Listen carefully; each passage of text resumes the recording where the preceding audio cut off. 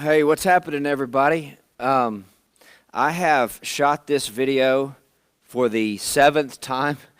I started on the stool, but as many of maybe some of you don't know, I've got some back issues going on. I can't sit on that stool no more, so I'm standing up. There's no real profound reason for it other than I can't sit down. Let's get moving. We're on the next building block of building a healthy missional community, and it is the building block is staying connected. Stay connected to a coach. Stay connected to a coach. So let's talk about coaching really quickly. Let's say I'm gonna illustrate this from a baseball swing perspective. Okay, so let's say you bring your child to me and say, "Hey, man, he needs your help, with his swing." All right, we've tried, can't get him to listen. We feel like he'll listen to you. I say, "Okay," so you come in. The very first thing I'm going to do when I'm going to help a kid with his swing is I just evaluate it.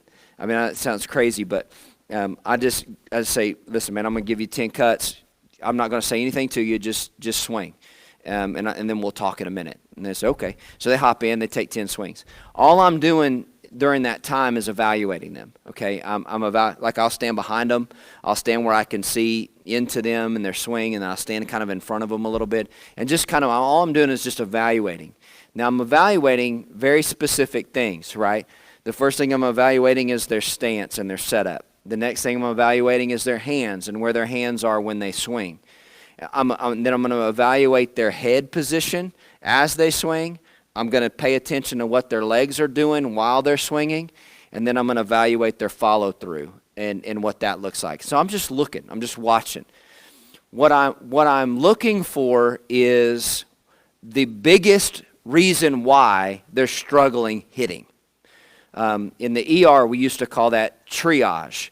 Okay? It's this idea that the hangnail is not as big a deal as cardiac arrest. Okay, they're not the same. Although we did have situations in the ER where the hangnail people were awful upset that we were paying attention to the cardiac arrest people and they couldn't figure it out. But all that is triage. It's this idea that your heart beating is more important than the pain that you're experiencing with a hangnail. Okay, that's triage, and so that's what I'm doing when I'm evaluating a swing. What's the thing happening that's causing the most grief to the swing, okay? So I'm triaging it. Once I figure out what it is, I'm going to come in, I'm going to say, hey, I want you to try this, okay? For the sake of this illustration, let's talk about head position for a minute, all right? A lot of kids, when they swing, they feel like in order to gain power, they've got to throw their top half at the ball, right? Well, that's actually not how you generate power. By throwing your top half at the ball, you're liable to miss the ball and swing right through it, or hit weaker ground balls, the opposite way. Instead, what we try to teach kids is to keep your head above your back knee. So when you swing and you're coming through, your head position ought to be right there. And you have power to drive through the ball because your head's staying back. So that's what we teach. And so let's say that's the case with your kid. They come in, and that's what I see, and I say, I want you to try it. So here's what I'll do. I'll say, stand right there, and he'll flip over and you can stand right there. And I'll take the bat and say, I want you to try this. You see my head? See where it stays? That's what I want you to do for the next 10 swings. They say, okay. So they'll jump over here and grab the bat, and they'll start trying to do that. Now, when they first start trying to do that, it's awkward.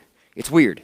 It feels weird. It don't feel right. They kind of start to get discouraged, and then I'll stop them. I say, listen, I know this feels weird because you've never done it before, but just trust me. Let's keep doing it, and let's see what happens, okay? And so I'll encourage them. Now, what I'm looking for is the one time that it clicks, right? Or the one time that all of a sudden, for the very first time, whack, like he hits it harder than he ever has. I'm looking for that. And when I hear it, I move to the next thing that I think is important in coaching. I affirm it. And I'll say something simple like it'll happen, and I'll say all right, that's what I'm talking about. Do it again. And then I'll just affirm that, okay? And then lastly, what I'll do is once they get a little rhythm, we get done with the session or whatever, the last thing that I'll do is I'll say, listen, for this coming up week, all I want you to do is focus on that one thing. Don't try to get it all right. Let's just focus on that. Let's break the bad habit that you had of being up over your front foot, and let's build a new habit. So all week long, just focus on your head position being right there, regardless of what anything else in the swing. And what I'm trying to get them to do is I'm trying to get them to where they don't have to think about it. It's muscle memory. It's habit, let's say. I'm trying to get them to where it's just a natural part of how they swing, so that when they're standing in the batter's box and the kid's up there throwing 85 miles an hour, all he has to focus on is the ball and not worry about where his head's at, because it's a habit or it's a memory. So those are the kind of things that I would try to do coaching a swing. Much in the same way, we need to stay connected to a coach for our missional community. Now, let me right now, you're listening to me. This is a form of coaching, okay? Both missional community groups are listening to the same thing, and we're trying to build these building blocks to be a healthy missional community. This is a form of coaching. Now, I'm not an expert in this, all right? We are all in kind of a territory that we've never been before in what we're trying to accomplish in a missional community. Now, to be clear, I feel like I have done a good job of being on mission personally since I've been in town through athletics. I've built relationships with people that are not yet churched, not yet Christians, and I'm still in relationships with them today, believing that God is going to, at His appointed time, allow those things to happen. But I've personally been involved in mission. I see the importance of that. As far as a group or a community being on mission together, this is new territory. So here's what I'm doing. I'm being coached. Every Friday, I'm involved in a leadership cohort that is centered around kind of an APEST missional living. And I'm not going to go into the details of that because we ain't got time. I'm just telling you, every other Friday, I sit with somebody who is what we would call an expert in more of a missional living, grassroots movement sort of church, and with about 7 or 8 of us that are all wanting to learn and grow together. And so I get on that Zoom call with people from all across the world, literally, and we interact together on what it looks like to be on mission, okay? And then in turn, I'm taking what I'm learning and I'm trying to implement into our missional communities. And that's the beauty of coaching. Now, I want to be clear. We're trying to do something that we've never done before. And so there is a necessity for us all to be coached. And so it's the same sort of process. A coach comes in, helps us evaluate, or they'll stand in and they'll evaluate, and they'll help us to see some of the glaring issues that we may have in our missional community. That's important. One group may have an issue with clarifying their mission.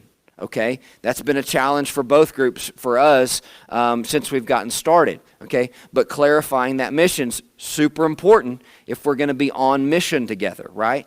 And still another group may have issues with shared leadership, right? And that may be the triage. That may be the big thing that we need to focus on. And so a coach comes in and says, hey, let's focus on this. Here are some ways that we can help that or change that to become more effective, right? And so they'll give us things to do. Now, church family, hear me. When we start to implement those things, it's awkward. It feels weird, okay? Gospel intentionality or gospel fluency, let's say, sharing your story, gospel narrative. You're sharing your gospel story with outside church people. Okay, scary deal, right? What about sharing it with the people that are in your missional community? Still a scary deal. But the only way for us to get gospel fluent or gospel intentional is for us to be able to share our story. So what do we got to do? Well, we got to get awkward with it. We got to get awkward for a little bit, and we got to do it until it becomes a routine or a habit, to where it becomes natural. I think you understand where I'm coming from. And so this is the value of being connected to a coach. Let me rush to say this. There are some players that are not coachable. They just don't listen. They think they know everything. Okay? I heard this parable one time, or this saying, when the student is ready, the teacher will appear. There's a lot of truth in that. You can't teach somebody who doesn't want to be taught. Or, say it another way, you can't learn anything when you think you already know everything. And so let me just give a sense of humility to the entire missional community family. Okay, family, hear me. This is not a Bible study. This is not a small group that we're trying to pull off. It's neither one. You may have been a part of a Bible study in the past, but that's not this. You may have been a part of a small group in the past, but that's not this. Bible studies hinge around information and sharing information. That's a little bit of what we're doing, but that's not even close to the purpose of what we're trying to do. And small groups are about, relational connection. And that's a part of what we're doing.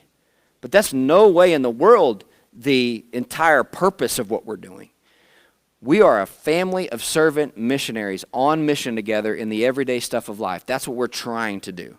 And we've never seen this before. And so, family, hear me. There's no place for any of us to be not coachable or not teachable. And I understand that takes a level of humility.